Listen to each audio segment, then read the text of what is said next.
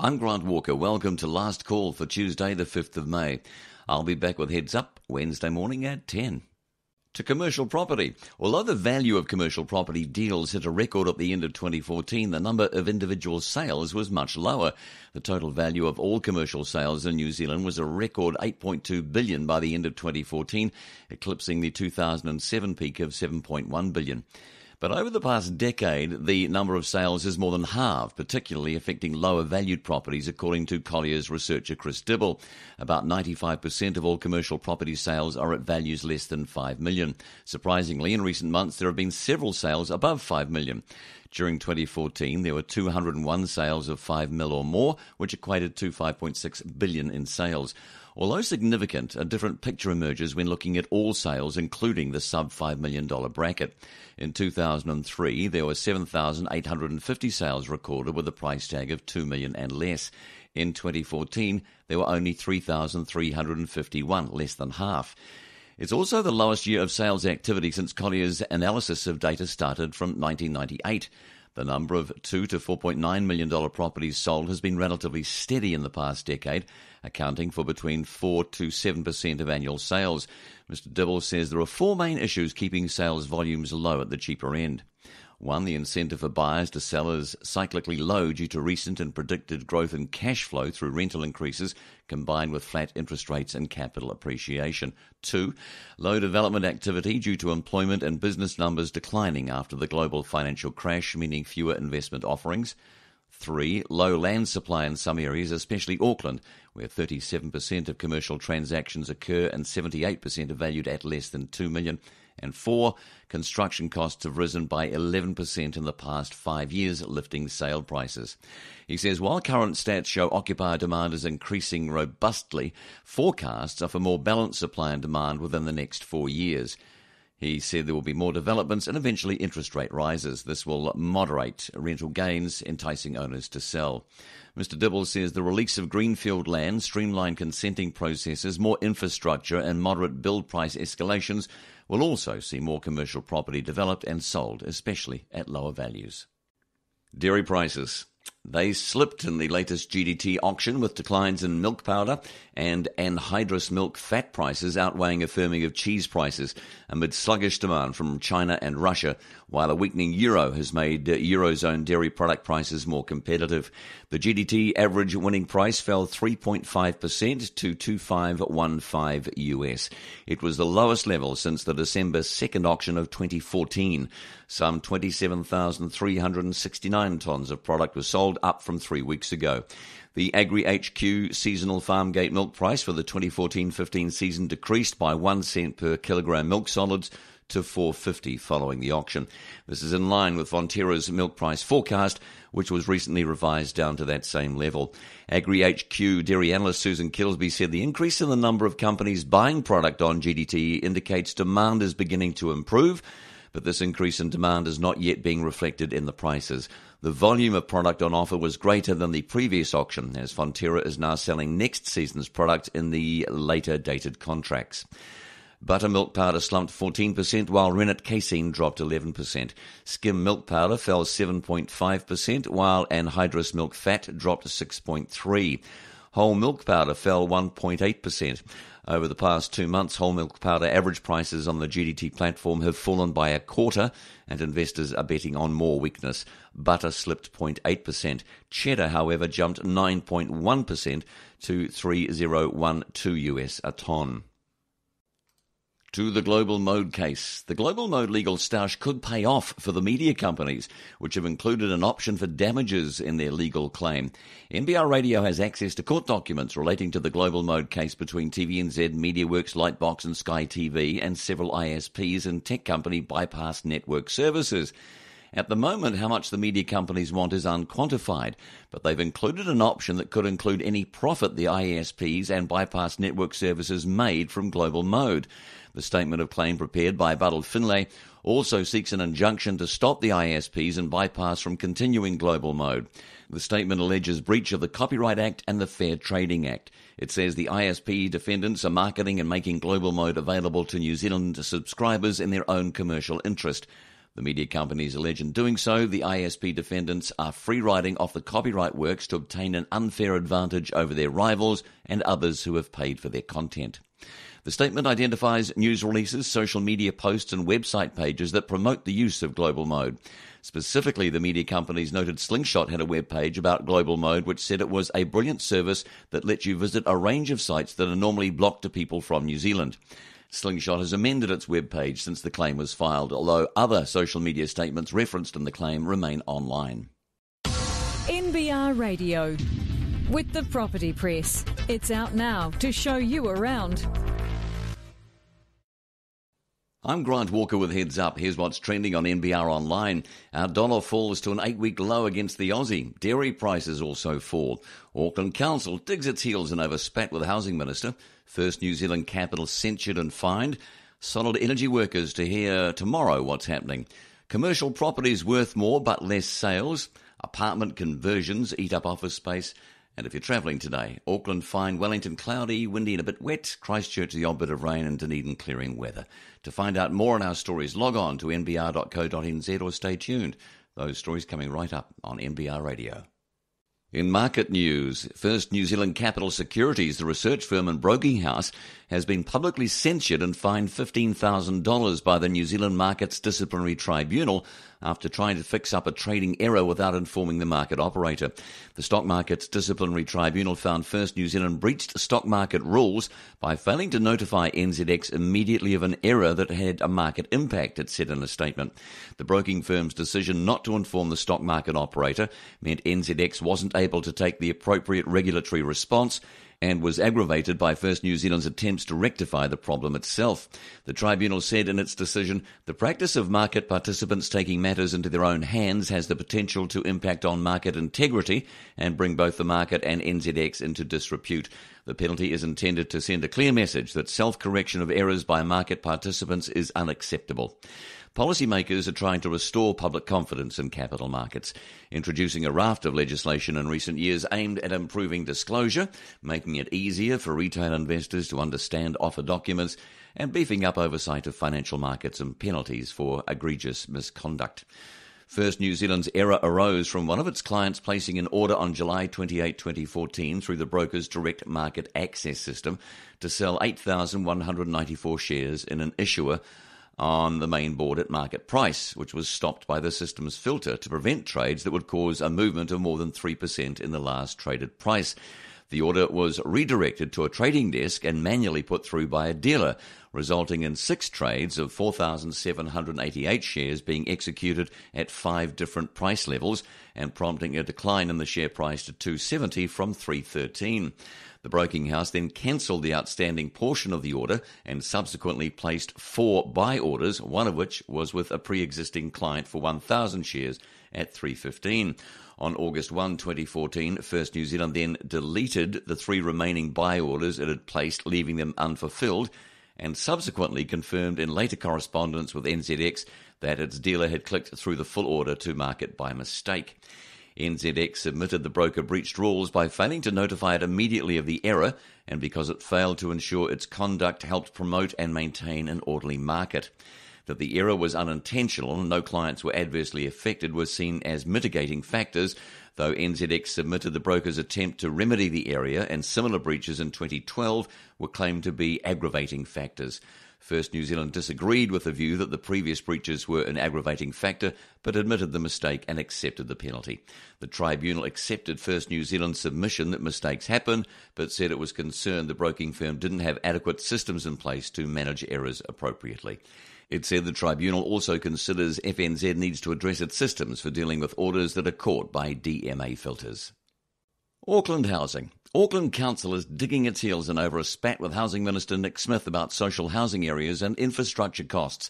The Council has declined applications for 3 greenfield special housing areas around Huapai in the northwest until the government stumps up with some money for transport and infrastructure development in the area.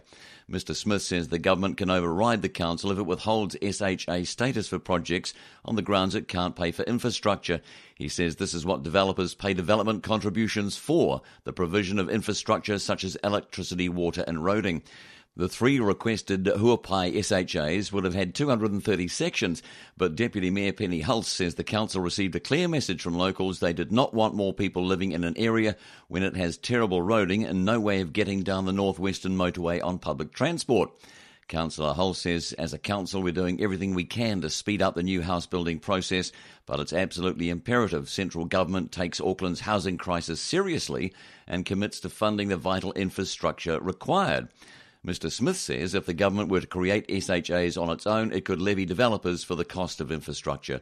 But Ms Hulse says developer contributions cover only some of the costs of new subdivisions. The rest are covered by ratepayers, and they do not want bigger rate rises. She says the council will concentrate on brownfield sites for SHAs, as they already have good levels of infrastructure services, but the council still needs the government to help shore up the funding for roading, water and electricity supply. The council has received more than 300 requests for SHAs over the past 18 months and approved 84. Another 45 applications, including the 3 deferred, are under consideration and will be determined partly on the results of discussions with the government about infrastructure. In market news, an inland revenue application to liquidate MSL Capital Markets, which felt the FMA's bite in March, has been withdrawn. The FMA issued a formal warning to the Wellington-based company for failing to report on its anti-money laundering and countering financing of terrorism risk assessment in November last year.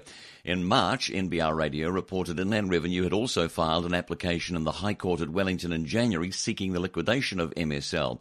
The claim was originally heard on March 31st, but was adjourned for a payment plan proposal to be considered and then again for it to be paid by today.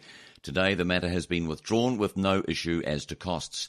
An MSL spokesman says the matter was settled with Inland Revenue about 3 weeks ago, with all tax due paid. Earlier in March, the FMA issued its formal warning to MSL for failing to provide the report by November 28, but added the company had now taken action to undertake the audit and provide the FMA with a copy.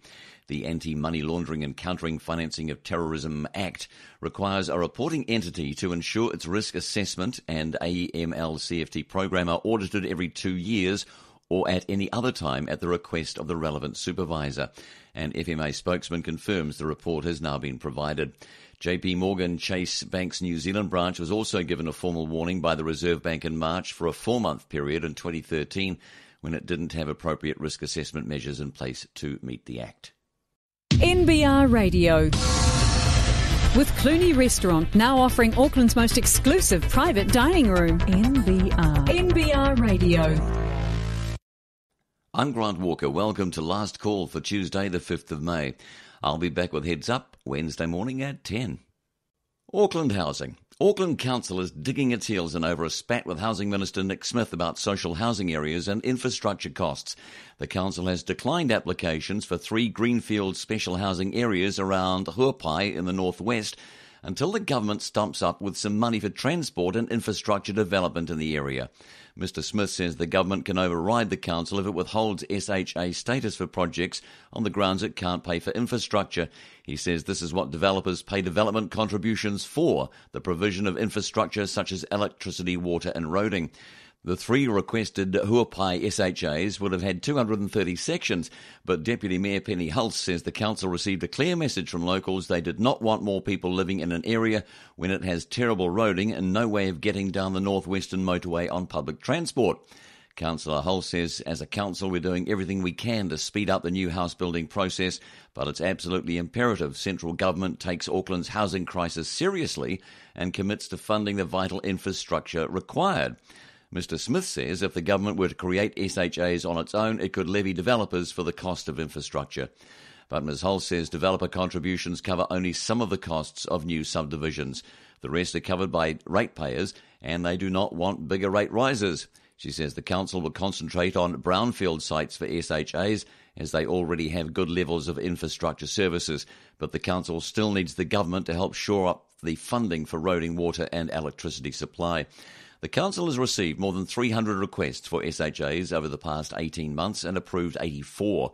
Another 45 applications, including the 3 deferred, are under consideration and will be determined partly on the results of discussions with the government about infrastructure. To the markets, the final payments of partially privatised Meridian Energy shares are due from today, with analysts signalling some investors are selling rival power company stock to pay the instalments. Meridian shares listed on the NZX in October 2013, with the shares offered in instalment receipts to entice investors, allowing them to pay less cash up front but receive full dividend payouts. The first payment was $1 up front, with the remaining 50 cents due by May 15. 3 dividends have been paid since listing, generated by Meridian's strong free cash flow after it finished most of its major capital expenditure projects. Meridian stock came under selling pressure before its second instalment receipt becoming due, as investors sold the stock to take up the full share offer. Analysts indicated the large volume of Meridian stock being sold was probably by institutional offshore sellers running index-type and dividend yield-type funds where the stock already has a full weight.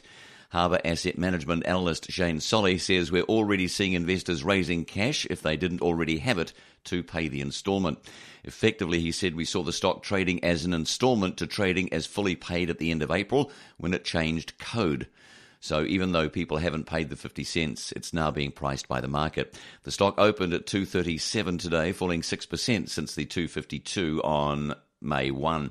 Not only Meridian stock has been volatile over the past few weeks, all the electricity generator retailer or gentailer stock has moved around.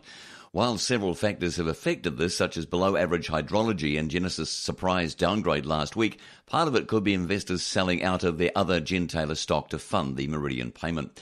In the last month, Genesis stock has fallen 16.5% to 192 this morning. Contact Energy has fallen about 8% to 555, and Mighty River Power has fallen about 3% to 291. Mr. Solly says the gentailers have had very strong pricing in the past 12 months on lower interest rates and high earnings certainty. What we're seeing at the moment is long-term interest rates are starting to increase, and some of that earnings certainty is being questioned. When people need to raise capital, perhaps they're looking at selling out of this space, and it may be they're selling other gentailer stock to fund Meridian's instalment. To the Oz cash rate, the Reserve Bank of Australia cut its cash rate to a record low as expected, while avoiding commenting on further cuts.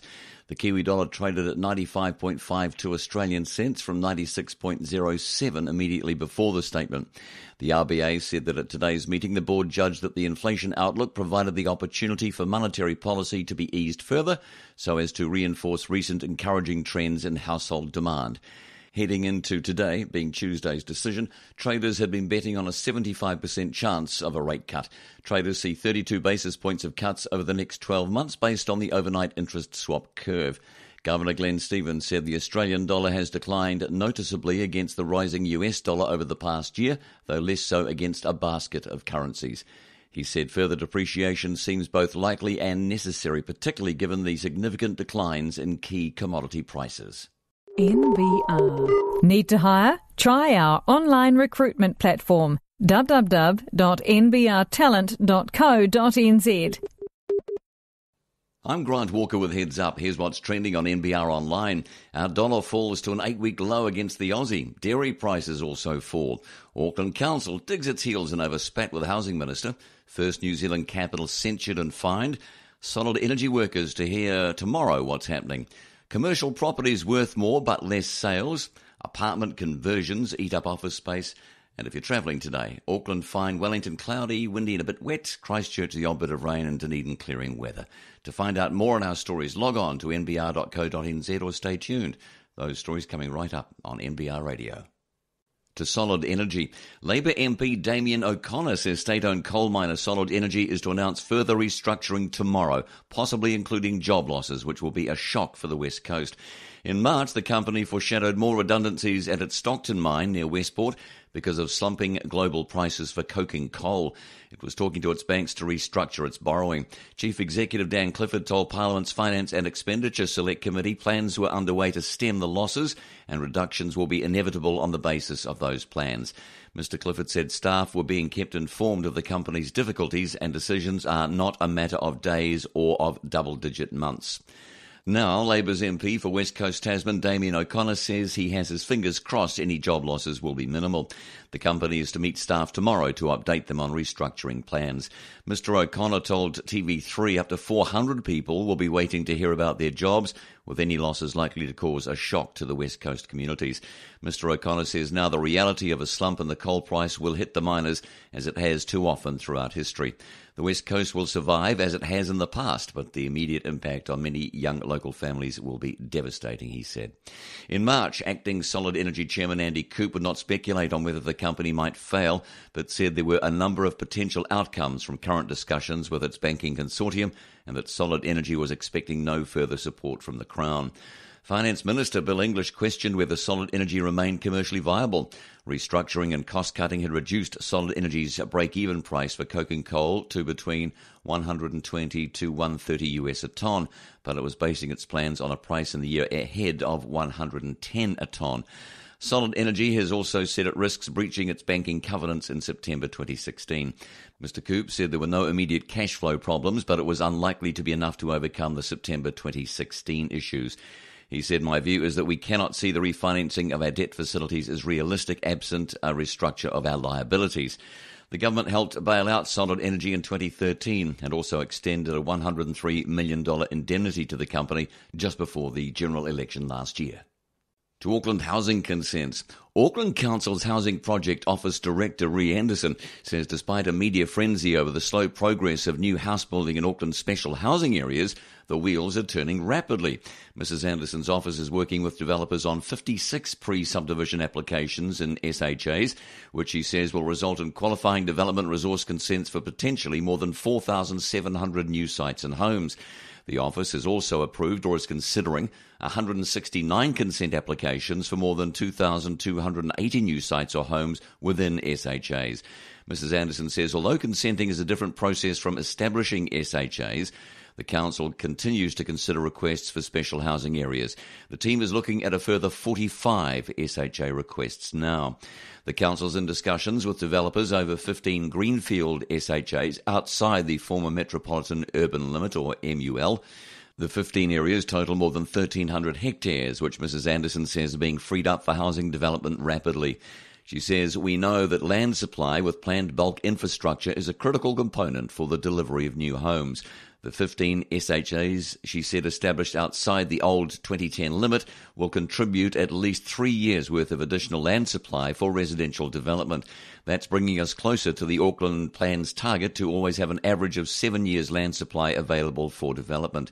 Mrs Anderson says recent work by her office includes a completed plan variation and qualifying development resource consent for 600 residential sections at Whenuapai Village SHA. Earthworks are underway at the site. Other work includes an additional 21 plan variations and development consents in various stages of the fast-track process for 20,000 new homes in various SHA areas.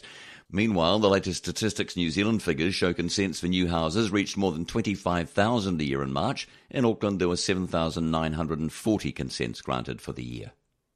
While you were sleeping, equities on both sides of the Atlantic fell while bonds rose after a report showing the US trade deficit ballooned more than expected, which added to recent data on consumer sentiment and GDP that point to a slowing of US growth.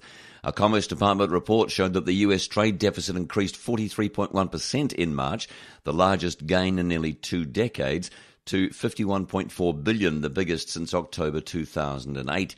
With signs of easing US growth, the Federal Reserve might not raise interest rates after all, or at least not as soon as some had predicted. The trade data also heightened attention to Friday's non-farm payrolls report, which is expected to show US companies added 225,000 jobs in April with an unemployment rate of 5.4%. So, in late trading in New York, the Dow Jones Industrial Average slid 0.89%, the S&P 500 dropped 1.14%, while the Nasdaq declined 1.51%. It wasn't all bad news, however. The Institute for Supply Management's non-manufacturing index rose to 57.8 last month, the highest since November. In Europe, the Stoxx 600 ended the session with a 1.5% drop. The UK's FTSE slid 0.8%, France's CAC 40 retreated 2.1%, and Germany's DAX dropped 2.5%. In Greece, the ASE index slumped 3.9% amid concern the country won't be able to fulfill the requirements to unlock another chunk of international financial aid before a May 12 deadline. Oil climbed, rising to the highest level in 2015 as protesters in Libya disrupted crude flows. US crude settled at $60.40 US a barrel, after earlier in the day rising as high as 61.10. NBR Radio with Bayleys, New Zealand's leading commercial real estate company. I'm Grant Walker. Welcome to Last Call for Tuesday the 5th of May. I'll be back with Heads Up Wednesday morning at 10. Apartment conversions versus office space. Auckland City fringe office vacancy rates are dropping sharply through a combination of companies wanting more upmarket space and significant refurbishment and conversion projects. The latest Bayleys research shows vacancies have fallen to 13.7%, down from 16.8% last year and a high of 16.9% in 2011, when the impact of the global financial crisis and New Zealand's recession was at its peak. Declining vacancies have been led by more companies moving into higher quality offices. Empty space in A-grade offices has dropped to just below 7% from 13.8% at the beginning of last year. A number of significant leases have been signed by tenants such as BP New Zealand and Lottery New Zealand. The companies have moved into the new Watercare Services building in Newmarket. Bayleys says the fall in city fringe vacancies has come despite there being only 8,397 square metres leased in the last year, moving this figure into negative territory. This reflects the reduction in office space as an increasing number of buildings are either being refurbished or converted into apartments, according to research manager Ian Little. Mr. Little says B-grade space dropped by more than 1.5 percentage points to 14%, and C-grade vacancies fell by 2 percentage points to 20.1%. Residential conversion of secondary space is gaining momentum, according to Mr. Little. More than 18,000 square metres is being taken out of available office space through Tawera Group's conversion of 15 Hopetoun and 8 Hereford Streets into apartments. Hereford Street was previously leased by Telecom and Auckland Council as anchor tenants, and has room for 115 apartments, while Baycorp House at Hopetoun Street will be converted into 91 apartments. Empty office space fell in 4 of the 5 city fringe locations monitored by Bayleys. Only Parnell bucked the trend with a marginal increase from 12.9% to 13.1%. College Hill fell from 7.6% to 5.1%, showing the least amount of empty available space, while Grafton fell from 19% to 15.6%, Newmarket fell from 18.9% to 14%, and Newton from 20.5% to 19.2%.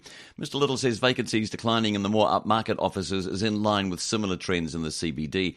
He says because the next wave of development is not off the drawing board, the total amount of office space will not increase significantly over the short term. He says further conversion remains likely, pulling vacant space out of the market. Mr. Little says with the New Zealand economy tipped to grow solidly throughout the rest of the year, it's certain there will be further tightening of the market across all grades of property. He says this is likely to increase rents at the upper end of the market.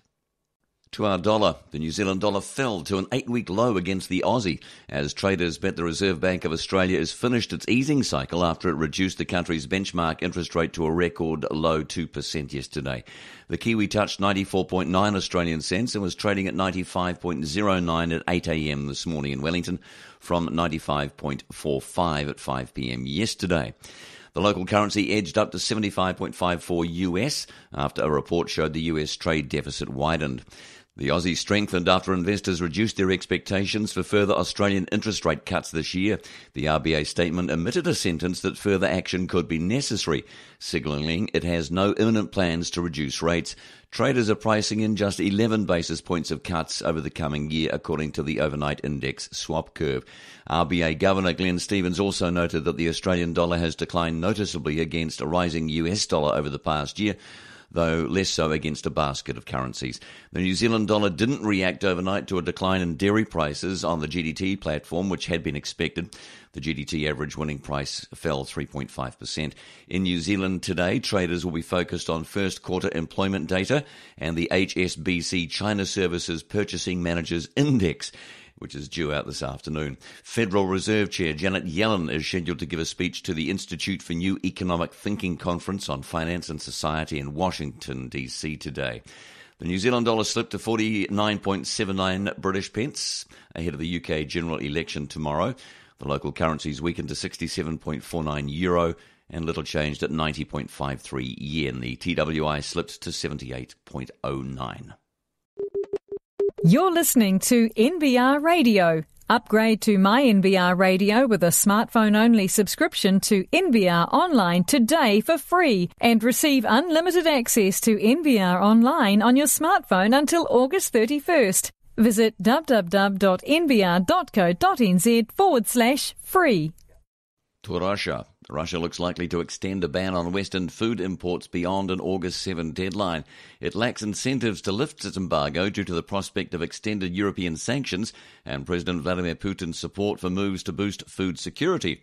The government has promised to invest more in agriculture to make the country self-sufficient in milk, meat and fruit and vegetable production in the coming years.